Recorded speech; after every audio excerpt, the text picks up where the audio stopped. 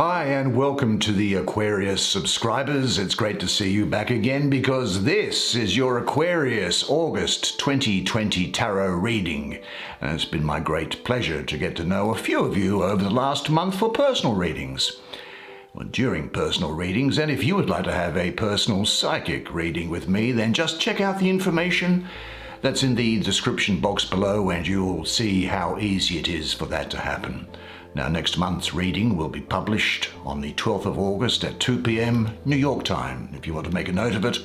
But I'll pin a comment to the top of the comments section, which will let you know that that is the case. Now, a number of people want to know, what is that picture that's behind me on the wall? We can have a quick look at it like this. It's quite beautiful, isn't it? Anyway, let's get your Aquarius August 2020 tarot reading underway, and I'm going to pull 5 tarot cards because, as you know as a subscriber, 5 is all you and I, need, because there's the Healer of Discs, because they are all jam-packed with information. When you and I get together, there's the High Priestess. Oh, I'm so glad to see that there. I think you're going to really appreciate the what I think is quite exquisite original artwork on this, and it's all painted. It's none of this computer-generated stuff. There's the 7 of Wands. See, I prefer the painted decks. You know, this is a deck actually that you probably wouldn't have seen much of at all. I obtained it directly from the artist in where was she in there? There's the 8 of Swords in Colorado. I can't remember the city or the township of it. Anyway, it's something that I think it's quite an interesting. There's the Green Man. How very interesting that Green Man should appear there for you. Now that would be Major Arcana number 4, but there's a twist to it, I think, with this. It's the energy that I'm getting. So why don't I bring the camera around so you can have a good close look at the artwork, the original artwork on these cards, while I do the reading for you. Okay, let's have a look first at this card, which is a court card, the Healer of Discs. Now, why is it called the Healer of Discs? And it talks about healing the planet. Well, that's good, I'm sure. But what does this mean for you? Well, in this painting, we see the planet Earth rising over the horizon. Seeing the sparkling blue jewel we live on seems to elicit tremendous awe and gratitude. It certainly does for me, and I suppose as it did for those astronauts who've been off the planet. There are dolphins not only in the oceans, but also up in the night sky, suggesting that dolphins may well be present in other dimensions. This card can be used, I think, as an invitation to you to evoke that consciousness. Now, the people who are going to be important to you and the energy around this card is that of Taurus, also of Gemini and Aries. She really is, I think, the princess of the echoing hills, the rose of the palace of the earth. Discs, of course, is the suit of earth. And although the lowest court card in the lowest suit of earth, she carries with her the energies of all the other suits and transforms them back like a sort of a reincarnation. And I think what this talks about here is a person who is beautiful and strong, pregnant with life, generous, kind and benevolent.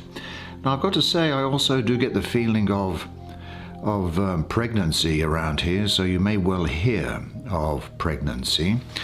I think what's also important to say is that she is, as I say, and you may find this, or you could find it in those other people that I spoke of, someone who is really benevolent and kind, following their will or true purpose in life. So this is probably going to be you at this time. So this energy is about getting in touch with that most important aspect and protecting it. Like these dolphins seem to protect the planet Earth. Now, it can refer to the birth of a new idea, I think. Certainly it could also be a physical pregnancy, but it definitely represents a productive time for you. after what I think you may think has been something of a barren stretch. Now, this person here is peaceful by nature and really is not going to do well in conflict during this period, so avoid conflict if you can during the period. It's very good for mothers. Anyone who is a mother is going to be doing a very good job here, be very good at nurturing, and will be, well, we'll just be the poster child for motherhood. I think you'll also have a great empathy for other people during this period as well. Something new is entering into your life, so prepare yourself. And what must you do in order to be ready for something new to come into your life? I'd have this thought in mind. I am now ready for the new beauty in my life. There she goes. Now, where will we go next? I think we're going to have a look at this, then this. So let's have a look. Because that seems to be how the plot is set out. The Eight of Swords, equanimity. Well, equanimity, it's a big word, but it just means calmness and composure. Particularly calmness and composure in the face of a situation that could be difficult. So there's nothing magical about it. Now, if I look at the painting here, it shows an old Islamic pattern of dovetailing forms that represents how expansion and contraction come together to make something. The interior forms each have 8 points, and here is the Eight of Swords, governed by Mercury, I think. And I think that there are also 8 beams of light coming from the center, by the look of it, yes. Now, there's a temple in the hills under a night sky, and the scene itself has a very restful quality, doesn't it? Well, in sacred geometry, 8, the octagon, portrays evenness and stability. Now, in the mental realm, this comes in part from composure and calmness, right? Which provides the stability of not being thrown off center. Any stronger judgment or emotional reaction can create a kind of static that interferes with clarity of perception and evenness in the mind and in your emotional body. So calmness and composure is the result of not getting caught in these judgments and reactions. It is the evenness that comes when we neither reject nor cling to the various mental and emotional states that arise. Now, in another setting and in another spread, if this were placed somewhere and these other cards weren't here, but of course we're talking about a situation which is this particular unique one for you, then I might say that there could be fear, resentment, envy, or doubt, which involve a contraction. And if you are sensitive enough, you could notice their effect in your body. Or at other times, you might recognize contraction only after it has released, and you find yourself in a state that is more restful, free, and expansive. But in this situation, in this spread, placed where it is and with the energies around it, I really see that the focus is on acceptance of contraction as part of your life and the cultivation of calmness and composure to help you deal with uncomfortable states. Now, calmness and composure are not enforced evenness, creating by flattening out your emotions, nor is it a distortion of your perceptions. You are aware of your internal distress, but you don't react to it as much because you have an evenness inside. Now, practicing calmness and composure doesn't mean that you never get ruffled. ruffled. Of course you can. You can be totally triggered by an event, and yet handle that turmoil with calmness and composure. And by feeling your response moment to moment and letting it go, you can put space around it and not get so caught up in the content. It is this breathing room that allows you to avoid reacting automatically and lets you decide what action is the most skillful and useful in a situation. Now, the astrology of this card is Jupiter ruling the first decan of Gemini at the 21st to the end of the month of May, 31st of Gemini. Well, Jupiter is the rule of Sagittarius. And to get into Gemini, it has to go to the diametrically opposed side of the zodiac wheel, and so it's in detriment. And Jupiter is weakened by the inquisitive nature of Gemini. And Jupiter is inhibited. And a weakened Jupiter means that you might feel that you can't get what you want due to too many, that's the Gemini aspect of it, distractions, which may or may not be self-created. Now, it's possible that you might feel that you're getting some sheer bad luck in something, or that you're being held back, or there's some unforeseen obstruction. There's a fear of failure, or there's a self-sabotage, or holding yourself back, or quitting before you start something because you feel as if you are going to fail. I mean, that's possible to happen as well. It might be that in an overall situation you're having a hard time about what is the best option for you to take at the moment. You could even find yourself in what I call analysis paralysis, with your energy scattered on endless unproductive thoughts. Well, the solution, of course, is to take time out, let Jupiter, the great benefic, come in and restore calmness and evenness and do its work. And that is how you'll handle any of these difficult situations that come up, and you won't be distracted by them, you won't be frightened by them, you won't be discouraged by them, but you'll be pushing ahead. And I tell you why you'll be pushing ahead, because there's some other things coming through here. But it might mean that you need to dig deep with a couple of things. Anyway, let's have a look at this one. Now, what's this called? Opening to Angels. Okay, the Seven of Wands, opening to angels. Well, in this painting, a woman walks among flowers, opening to her angelic guide, while nature spirits flit about. Her crown center and heart are open, and she is receiving the energy offered to her. Now, the seventh, or crown chakra, it's here in the head, is where you open to the spirit world. Now, there are many dimensions to the spirit world. One of the more easily accessible is the Devic, or angelic kingdom. Devic comes from the old Indian Sanskrit language Deva, which means a shining one.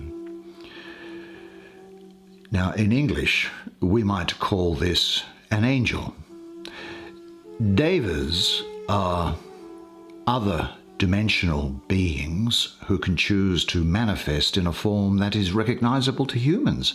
Often that form can be seen as having wings, or a radiating light issuing from the heart that might be perceived as being wings. Now, you've probably heard of angels helping people in need. The helpful stranger who suddenly appears at the side of the road and then mysteriously disappears after performing some necessary function. Well, they're sometimes later recognized as being an angel. And angels have been credited with preventing many accidental and premature deaths and with pulling strings behind the scenes, as it were, to make things happen. It is said that they won't interfere with the soul's growth by removing obstacles that you need to overcome, but they're otherwise eager helpers when their assistance is requested. Now, recognizing this behind-the-scenes support can help you embrace life, because you know that you are guided and protected, and that the hardships that come to you are able to be borne by you, and they can strengthen you. Well, they will strengthen you. Now, the particular astrological energy of this is Mars in the third decan of Leo.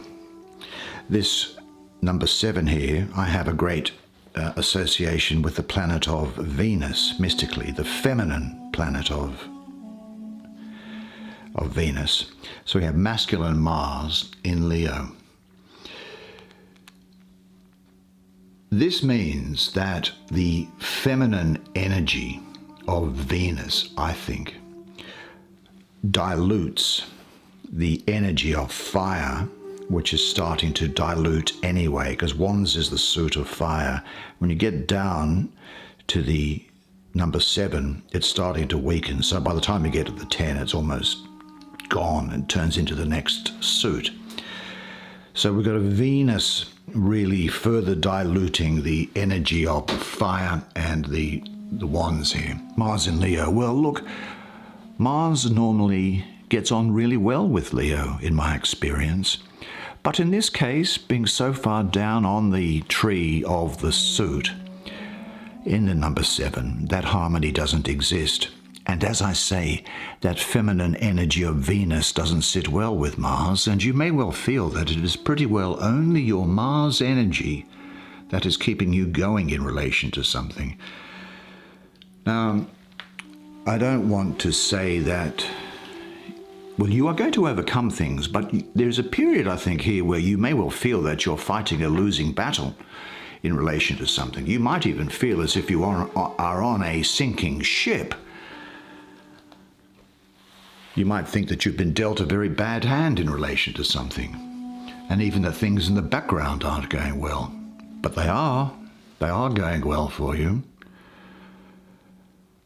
And I can think that in relation to a relationship, it could be that if there is problems in a relationship, you might be running out of energy and ideas as to how to keep sustaining it. Or if it's related to work problems, you might be getting to feel as if you are at the end of your tether in relation to something. But this is also saying that being true to yourself includes standing up for your own truth. Even in the face of immense resistance, trust your power. In this present situation, I think you must assert yourself.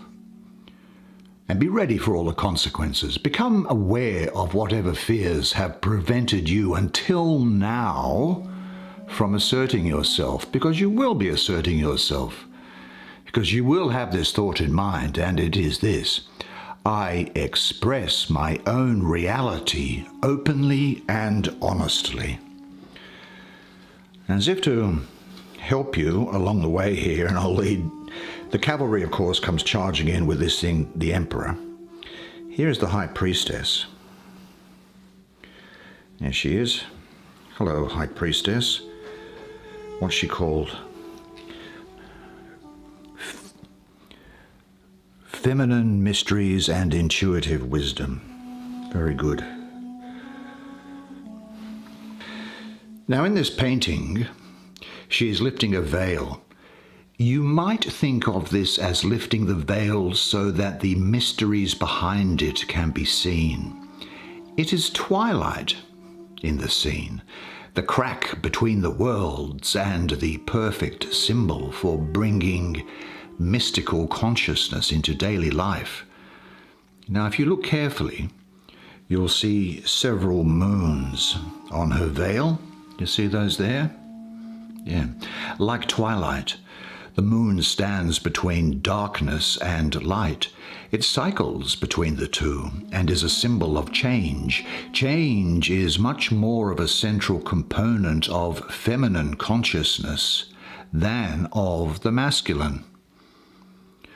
Rather than deal with fixed patterns, the High Priestess works with the change that flows through everything. This is also reflected, I think, by the spiraling galaxy that's in her womb here. You see that? Showing how great the creativity of feminine consciousness is. Well, the High Priestess is a channel for higher wisdom.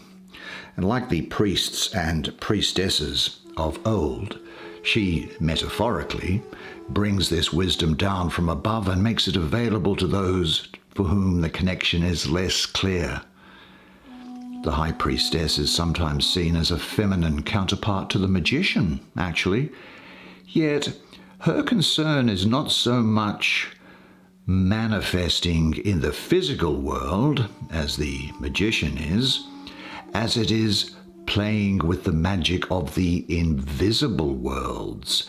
She is interested in archetypes and astrology, tarot, and dreaming, and all sorts of ways the invisible world enters into our lives. In these, she is accomplished, she is expert at opening herself to the higher realms and bringing this knowledge into the world. Now, this may take the form of prophecy and divination, just as we're doing now, the role of sage or spiritual counselor. She is both High Priestess and follower, for she devotes herself to following the guidance and inspiration she receives and is thus a model for living in accordance with intuitive wisdom. Now, she can use this in her work as a healer, a teacher, an artist, a parent, a good friend, a visionary, or she may simply be working with this in her personal life. It is important to her to pay attention and live in a conscious way. For her to go on automatic or to push too hard is destructive, because it cuts her off from her deeper knowing. The more closely she aligns with this knowing, the better her life goes. And I guess in a more general way, this energy represents the feminine mode of consciousness. It is the receptive, intuitive mind, what we might call moon consciousness. Yeah. There isn't a lot of support for this in today's world, but that doesn't matter to the High Priestess. She is unconcerned with the ways of modern materialistic thinking. Her loyalty is to universal laws that actually run through everything and run much deeper. Yeah, I love this card. You know, she's the priestess of the silver star, and of course, obviously, very much associated with the moon. I think you need to guard against information which might be withheld. Guard against secrets. Make sure you trust your intuition. Be aware of being lied to, I think, at this time. This is talking about discovering your spiritual guides and emotional stability. It's also dealing with inner equilibrium, which is what we saw here with this Eight of Swords, didn't we? This is reinforcing that. This inner calmness and equilibrium. And you're going to have, and you will from now, have increased self-confidence. I think you're going to start discovering your own truth. The other energy that I'm getting through it is that it could also represent the beginning of a platonic friendship, maybe a period of alone time also to work out what you really want and to let your mind process things. But remember that changes on the inside are necessary to make changes on the outside. And this is also talking about you connecting with your more feminine side, and the men don't need to be alarmed by that, because men all have a feminine side. It's just that our masculine proclivities predominate. I think you're going to have access to your intuitive powers. You'll be beginning a creative cycle and asserting your independence. You're definitely going to have an increasing sense of self-esteem. And you're becoming aware of your intuition as a gift, and it's a time for discovering the oasis within. Say to yourself, I trust my intuitive abilities. I deeply honor and value the human being that I am. I am intuitive and perceptive. I trust myself and honor my sense of integrity. Let us then finally have a look at the green man, who says, ruling in harmony with nature. The green man. Well, I've got a take on this because of the position that it's in that might be different to, I think, what the developers of the deck actually might have had in mind when they painted this thing. But I'll look at this painting. Look, this is traditionally called the Emperor, and the energy represents the principle of power and leadership. It also represents what can be called father energy, although its presentation here is in a form that is not often actualized in our current culture. I think that this green man represents the intelligence of nature also, and bringing that knowledge to the human community. But I actually see this guy as being a far more powerful person than that sort of hippie type character. He is the son of the morning, the chief among the mighty. He's Aries, ruled by Mars with the sun exalted. This is power in its raw form. And I think that, in your own way, you are going to be quite concerned with power and control over other people or over yourself.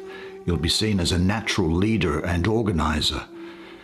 Your willpower and judgment that you've developed through your life experience is going to come to the fore. There's going to be success for you through discipline and application. Now, I think you will actually be quite a rational thinker. Do you know what? I think status is going to be important to you, as is material security and stability. And I think that you could find that you are quite volatile and fiery at points here. There's a sense here also that I've got to say that, I was talking about the chakras before, but in this root chakra that's around here, I think that the energy is being used by the Emperor to regulate his emotions and desires, and redirecting sexual energy to manipulate what he wants to happen in this world. Because the Emperor is not about reacting to things. The Emperor is about being proactive. Emperors don't wait for things to happen. Emperors get out there, they have a look around, they see where the dangers are, they see where the insurrectionists are, and they weed them out and they nip things in the bud before they become a problem. I think what we can say here is that you will be making things happen, possibly sometimes in even something of a bit of a gruff way. Some people might find you difficult to know in this time, but I think you'll have an interest in sex and discipline in relation to sex. Forgive me, I don't mean any disrespect when I say that, but this sexual interest in discipline could be in fantasy rather than played out. It's just something that's coming through here. This is really a really good moment for change or a new beginning, and trust your own energy and move with it. Examine yourself critically in regard to your relation to people who work for you and who you work for, and say, I trust my power. I rule by serving. I serve by ruling. I enjoy initiating projects. I value and honor my leadership ability. I am a responsible person. Fantastic spread for you, Aquarius. Well done. That's the way it is for you this month. Well, there you go, the month of August in 2020 for you, and it looks like it's going to be a great month, and I hope you enjoyed that reading as much as I did providing it to you. It's my great pleasure to provide these readings to you, you know. Actually, if you do want to have a personal reading, check out the information that's in the description box below and you can see how easy it is. But in the meantime, I look forward to seeing you again next month, and until then, always remember this, that you are a legend, and I look forward to seeing you again next month. Until then, it's bye for now.